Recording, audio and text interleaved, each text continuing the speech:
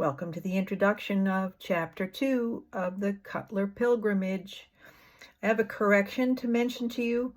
When I first spoke about Elizabeth Bryant being 1 year old when her family migrated to Machias, Maine in 1768, she had 3 older siblings. I misspoke. I said younger. So it's important to know that, though. She had 3 older siblings. I thought it was best to first talk a little bit about our baseline family members, Winnie and Flo Davis. Ruth Bickner Davis and Louis M. Davis were married in June of 1919 in Washington, D.C. Flo was born on March 28, 1920 in San Diego, California, and her younger sister, Winnie Davis, was born on October 6 in 1922 in Santa Barbara, California.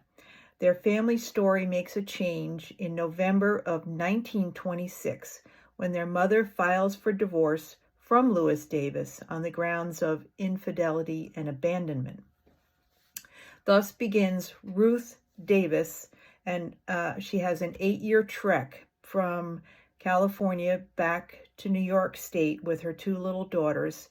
Part of this journey back to New York includes possibly a marriage to someone named Ed Gailey in Port Neches, Texas. I don't know much about that. It's hard to figure it out, and I'm choosing not to spend a lot of time on that either. So Ruth and her daughters finally end up in Kingston, New York. They show up in 1930 on a census with her sister Kate and her first husband, Captain John Gurney, in Roundout. Naturally, there's no great loss of affection for Louis Davis on Ruth's part, so much so that she identifies herself as a widow when the widow of Louis Davis when she moves into Woodstock, New York. As I recall the stories, Flo had grown to despise her father. However, Winnie had developed a more romantic longing. It's like a wishful thinking that she had a relationship with her father. Winnie's contact with her Maine cousins was limited to rare visits with her father in California and his brother, who also lived there. This would change when Jay Calkins, who is Winnie and Flo's first cousin, and his wife Betty made efforts to discover and document the Davis family of Maine and their descendants. They got in touch with Winnie in the mid-1980s when she was living on Near Street in Woodstock, New York. As I recall it, they made a visit to her. I think there was a little happy reunion on the front porch there on Near Street. They visited Winnie on their way from Maine to their winter home in Florida. And I think this is, as I said, where I first met them, and the same would be true for Flo also.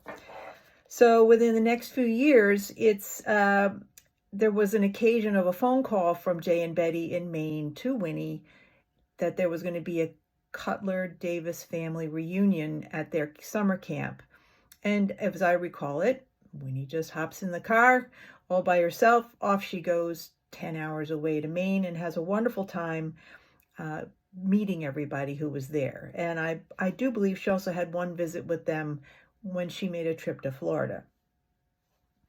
My connection, now I'll introduce you a little bit to Jay and Betty, began in September of 1997 when Shelley Mellert, my cousin, and her daughter Carrie and I took a road trip to Machias, Maine, and to camp to meet Winnie and Flo's half-brother, Louis Davis, from Arcata, California.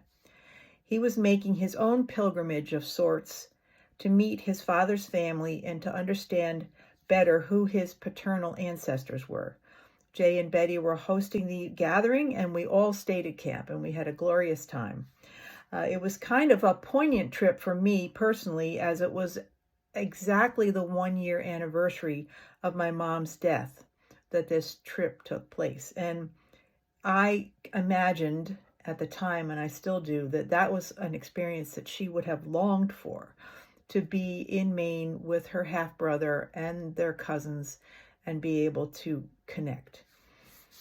So this was the first time that I had the opportunity to get to know about all the work on the Davis line of Cutler that Jay and Betty were working on.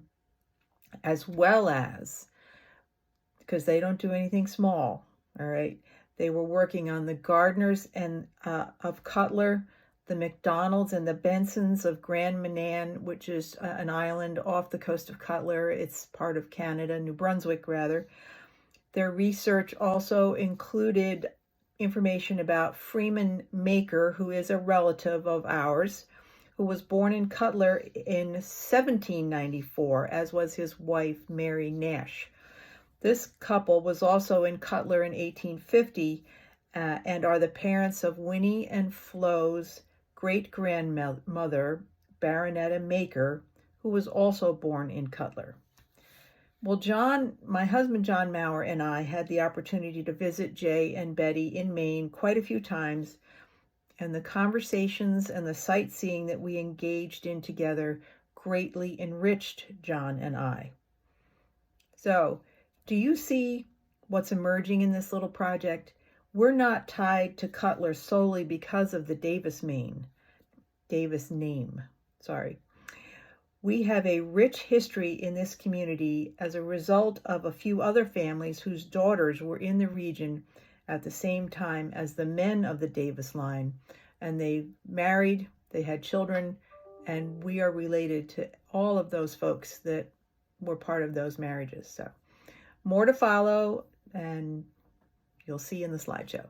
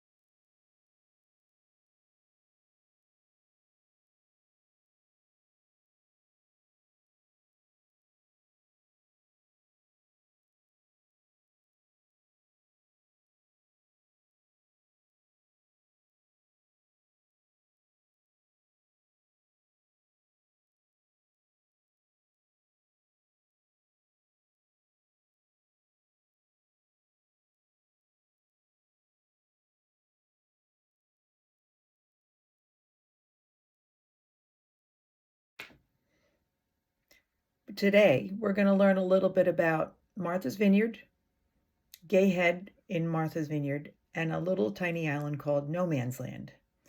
Well, according to an article that I found called Martha's Vineyard Magazine that was published in 2011, facts about this tiny little island called No Man's Land are very hazy. It was first sighted by an English explorer, Bartholomew Gosnold, in 1602. Or maybe it wasn't. Europeans originally named the island after a Wampanoag sachem, Tequocnaman, in 1666. Or maybe they didn't. Perhaps it is named for a town, No Man's Land, in Chilmark, England. Or perhaps it could just be what it sounds like, No Man's Land. Keep in mind, our patriot, John I. Davis, has an unverified birth date of 1756 with an unverified location as Martha's Vineyard, Gay Head, Massachusetts, in the Massachusetts Bay Colony area. So Jay and Betty discovered that in the 1750s, only 3 families lived on No Man's Land, a relatively small island about 2.5 miles off of Gay Head, Martha's Vineyard. These families were those of Israel Luce, George Davis, and one other. And in this Martha's Vineyard magazine article, they identify that one other as a Norton. Jay and Betty hypothesized that any person who is from No Man's Land might easily give Gay Head as their birthplace. Another option that Jay and Betty entertained is that as a result of their discovery that in 1790 there was a William Davis family who lived on what was known as Davistown Road in Gayhead. They found it interesting that at the time that they were doing their research in 1981, the same road was called Indiantown Road. In Jay and Betty's extensive research at the Edgartown Library and the Dukes County Historical Society, they found no conclusive evidence establishing that John I. Davis, 1756, was born on Martha's Vineyard. They did, however, uncover the probable source of the speculation that John Davis was of Native American heritage.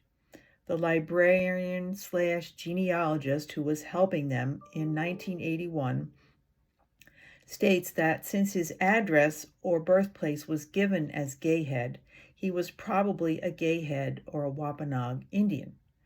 As other researchers have noted, the whole idea is preposterous. And Jay and Betty write that this sort of research is how fairy tales and legends grow. Well, my speculation on the whole issue at this juncture is perhaps John Davis was biracial, born as the result of a Davis man and a Wampanoag Indian woman. And he was pushed out of the area because of his biracial status. And to complicate matters even more, he could pass as white.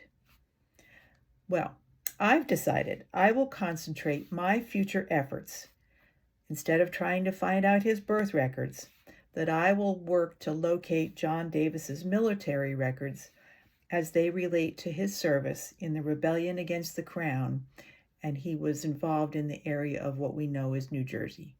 So that's what we have about the origin of John I. Davis, 1756. Thanks for listening. Well, what we have now is two possible birth years for our patriot John Davis. One year is 1756, and this is anecdotally through his age given in 1781 when he was reported to be at the Battle of Yorktown. The other option is 1761, which is as a result of his statement that his age is 57 years old in 1818 when he applies for a pension for his past service in the Continental Army.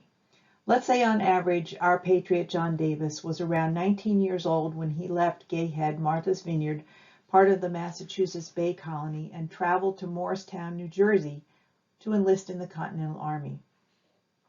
How did he get to colonial New Jersey, you might ask yourself? I know I'm asking myself that. If he was familiar with deep water fishing or whaling, which I think the odds are in favor that he was, he would travel by water. I took a little look around on the interweb, and the distance between the 2 points, Martha's Vineyard and Morristown, New Jersey, if you drove Interstate 95, would be about 300 miles. However, the distance between Martha's Vineyard and Block Island, which is off of Long Island, by water is 53 miles, and then an additional 140 miles approximately from Block Island to Newark, New Jersey, which is about 200 miles by water. We'll never know what prompted him to enlist in the Continental Army. According to Jay and Betty's research, he is reported to be serving as a musician, which could mean that he was in the front lines of the action as a bugler or part of a fife and drum team. So we'll learn a little more on the next slide.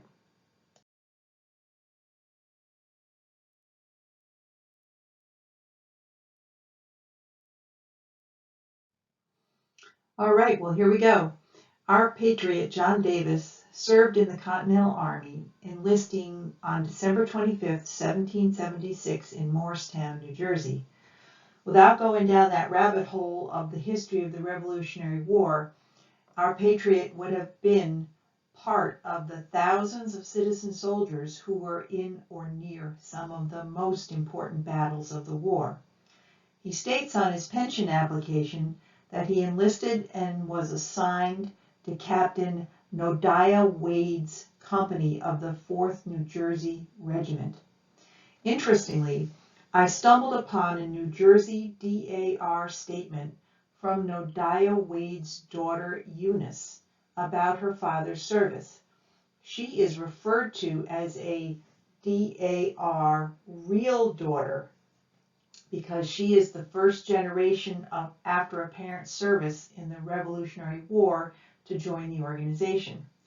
She wrote that her father entered military service in October of 1775, and he was promoted to captain and then recruited his own company. So that makes me wonder if he recruited our John Davis.